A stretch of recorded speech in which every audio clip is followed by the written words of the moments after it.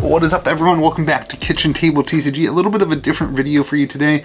I'm actually shipping out singles right now. A little bit of a different look. I know yesterday we only had one video on the channel. It's the first time in a long time I've only had one video.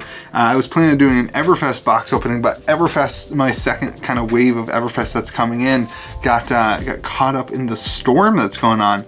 I thought it'd be fun to sit down and talk today about two things. Number one is Everfest and the current kind of market of cards that are already flowing, and a little bit of surprise there. And then number two, I want to talk about singles, particularly WTR singles, which I have a lot of, I opened up a bunch of boxes. I want to give a little update because I think it's important to understand what's going on in the market.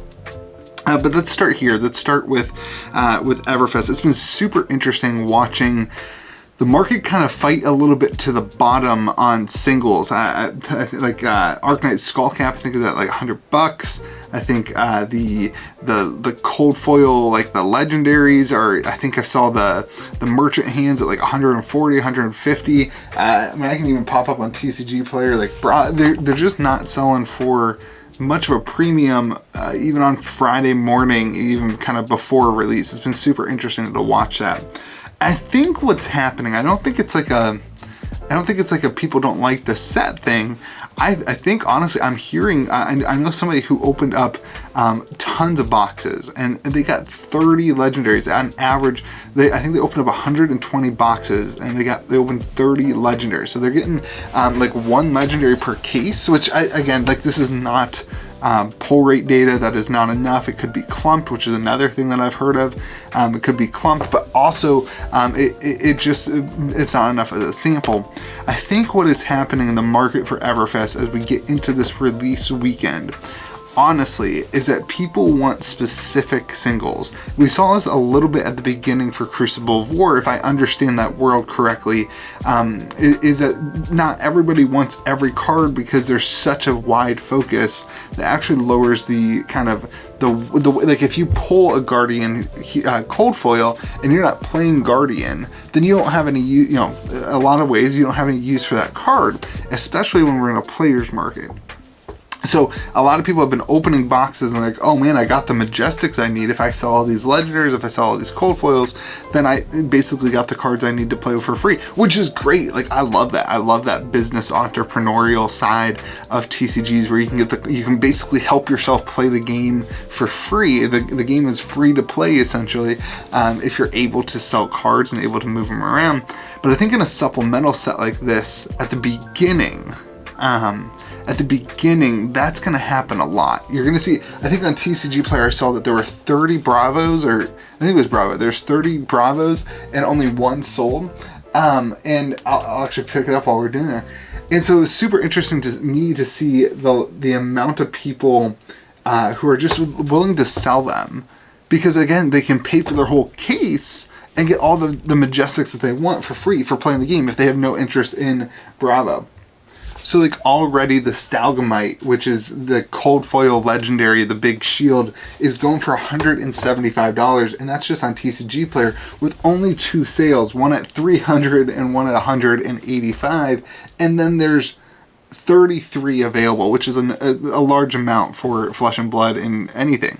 And then it's interesting to see like Silver Palms, which is another cold foil legendary, going for $100, $98, and the only purchased one being 95, 115, and 150. So the volume, I think people, I don't know if they increased the pull rate, and this is like, we haven't had enough sample size yet, but did they increase the pull rate of legendaries compared to Crucible? There's a lot of question for me about like, okay, who wants the Stalagmite? If you don't play Guardian, you don't want it, so you're going to put it back into the market and get your money back for it. But if everybody does that, are you even going to be able to get your money back for it from opening up a box? So it's super interesting, but here's what I think will end up happening. And this is what happened, in my opinion, with Crucible. People sold their cards off, people made their money back, kind of stagnated for a while. Boxes were a little bit more readily available because people already had the cards they need. When there's only 4 or 5 cards in a set that you want, it doesn't take you a ton of opening to get the cards that you want, and then you sell the rest, you trade for the rest. I've heard a lot of that happening. But then what happened is then people started saying, no, I want to complete the set, or they switched heroes, and then they, they kind of evaluated and moved forward, and that put some value into Crucible of War First Edition. And then Unlimited came out, and it kind of changed the dynamic a little bit. We actually saw Unlimited did come out as well as being a player's market kind of shifted for Flesh and Blood. So it was super interesting to see. But on Monday we will have the EV video for Everfest, and it'll be really interesting to see what the EV of a box is right now, because when you're pulling legendaries and Fable, I think the Fable right now is sitting at on TCG Player at 450 and only one sold at 500. When you're pulling that, it's just gonna be interesting to see how it all contributes to the EV. And then people look at that and they ask the question, okay, like, why would I not just buy singles? So this set to me currently screams, hey, buy the singles that you need from TCG Player, from the open market, from wherever, because opening a box. Now, the question is, can you get your money back from a box? Can you get your money back by selling some of those cold foils, by selling some of the whatever, and then you're kind of playing for free. But here's the other side of this, and this is what I want to talk about. I'm currently shipping out, I think I had 45 orders in the last 24 hours roughly on TCG Player. And just a little shill, if you want to use my TCG Player affiliate link, it's in the description of my videos. It does help out the channel quite a bit. But I'm shipping out TCG Player cards, and I'm baffled by the amount of volume and people building decks. I really think that one of the things that happened is going into Christmas, going into that kind of holiday season, a lot of people sold their decks. They weren't going to be playing for a couple weeks. They weren't going to be playing for a little bit. So they sold their cards, and then now people are rebuilding decks. The meta's kind of been completely shooken up. I'm seeing a lot of people ordering like because I have so many cards, because of that case break that I shared with you, 12 case break. Because I have so many cards, I'm starting to see people who are like, they're buying the entire Brute library, they're buying the entire Guardian library. They're not touching the Warrior, they're not really touching the Ninja, but I'm seeing multiple people ordering, and I'm thinking that what they're doing, they're trying out new heroes with some Everfest cards or with whatever. So it's super interesting to watch that. It's super interesting to watch the market, and the singles market really, in my opinion, and again, like, I never had this much inventory on TCG Player, but the sheer amount of like volume, I do watch quite a bit of the singles on TCG Player, the sheer amount of volume and people who are picking up playable cards. Now, I pulled 5 Hearts of Feyendel last week. I've only sold 1. The collectible cards are not moving very much. The collectible cards, the kind of, I would call them the investment pieces, not like rainbow foils, rainbow foil Lord of Wind, not moving, but the regular Lord of Winds have been moving pretty good. It's super interesting to watch. It's been a weird dynamic watching the transition for Flesh and Blood from a collector's market to now what is a player's market.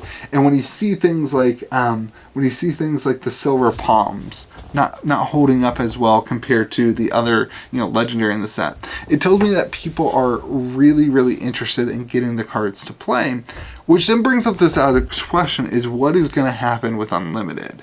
Are we getting Unlimited? When does it come out? Is it coming out in a few weeks? Distribution took pre-orders for Unlimited. It was a few weeks. It was the orders for Unlimited were due a few weeks after first edition. So I don't know if that means that it's guaranteed. LSS still hasn't communicated whether or not Unlimited is coming out, or it is not, or when it is coming out.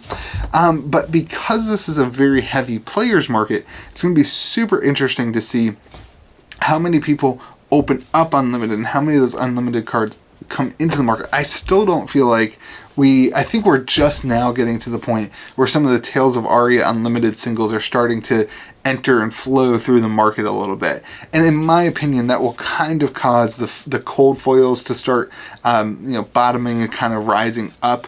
I think you may have some people who sell their cold foils to get the rainbow foils, but people are going to predominantly be taking the lower value card. And then we'll start potentially seeing some more separation, especially as stores are able to make some money off of the Unlimited. We'll maybe start seeing some separation between the rainbow foil and the cold foil. It's going to be super interesting to see this happen with Everfest being a set that doesn't require you to have as many of the cards from. Everfest being a set where when you open it, there's only a handful of cards for each class. It's gonna be super interesting to see what the demand for something like Unlimited is. And with James White saying that Fab 2.0 is coming out in a couple of weeks, or the announcement's coming out in a month, the conversation's happening in a month about it, it'd be super interesting to see if any of that is affected with Everfest, or if Fab 2.0 is gonna be after Everfest. So anyway, lots of conversations to happen, lots of future questions I think I have for Everfest as a set. You know, Crucible of War, when we look at it now, anybody who got into the game during Monarch or Tales of Aria, when you look at Crucible of War now, you're like, oh my gosh, that was a fantastic set. It was super popular. It was super impressive. It was really well loved. But when I got into Flesh and Blood, it was in the middle of Crucible of War, and all the people who had been in Flesh and Blood, they didn't really love Crucible of War. It wasn't really this like radical changes. It sat on shelves even when first edition was pumping, and it kind of sat on shelves for a while.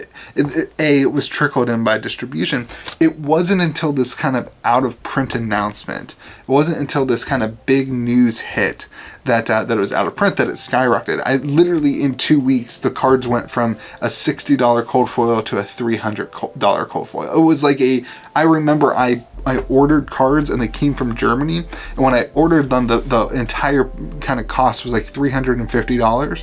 And when I got the cards in the mail, it was in the middle of COVID, when I got the cards in the mail like a month and a half later, they were worth like $1,700 or something crazy like that. So the point being that on release, Everfest or Crucible of War was not super well received and utilized. It took the community some time to figure out the decks and figure out what cards they liked and figure out the equipment. And then it kind of took this kind of shift in the dynamics of the game from really the kicker was it kind of created this kind of collector's market in the United States. So it's going to be really interesting to see Everfest as our second supplemental set after this first supplemental set that happened. And I think it's going to be a lot of fun to watch. And I think there's a lot of question marks, Unlimited and all that stuff, but all in all, I think it'll be a good time. So hope you guys have a great day. Remember, be kind to the people around you, and let me know what you think in the comment section about all the Everfest stuff.